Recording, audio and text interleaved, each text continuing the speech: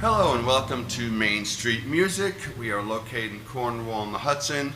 You can reach us at mainmusic270@gmail.com, or if you want to call 845-534-2812. Today's lesson will be on building dominant seventh chords. For this lesson I'm going to use the chord A7 as the primary example.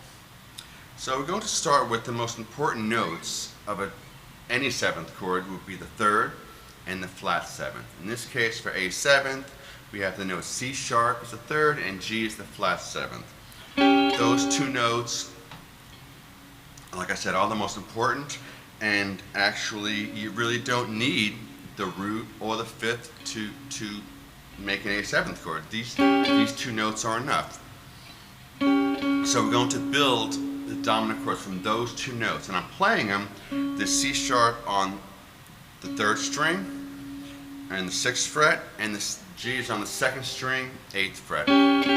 So those two notes are going to be constant throughout this example. And now we're going to add notes on the first string. So I'm going to add the A on the first string to the C sharp and G. By doing so, I'm making an A7th chord.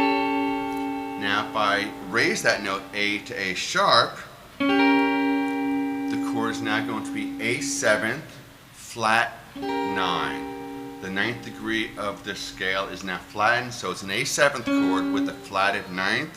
The name of it is A7 flat 9.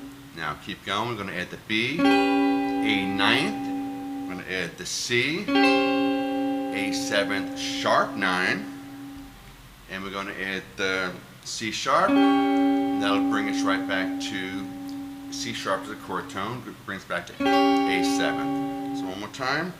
Our constant notes are C sharp and G. We're going to add the A on the first string, A7th, A7th flat 9, A9th, A7th sharp 9, and the C sharp back to A7th.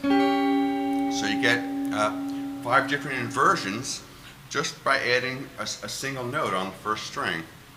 And you could use that any way, in a jazz tune, rock, whatever it is. The chord will be what it is. So now we're going to take the same two notes, C sharp and G, and we're going to play them on the 4th and 3rd string. So I'm going to play G on the 4th string, 5th fret, and the C sharp on the 3rd string, 6th fret. There's my A7th chord. Now I'm going to add notes on the 3rd string.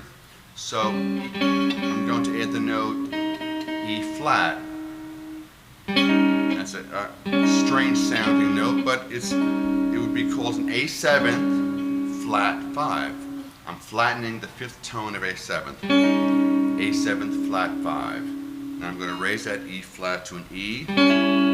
That's a chord tone of A7, so it's A7th. I'm going to raise that to F. A7 sharp 5. I'm going to raise it to the F sharp. A13th. I'm going to raise it to the G. Back to A7 because G is a chord tone. One more time. Our constant notes are G and C sharp. 3rd and 4th string. Add the E flat. A7 flat 5. A7th. A7th sharp 5. A13th.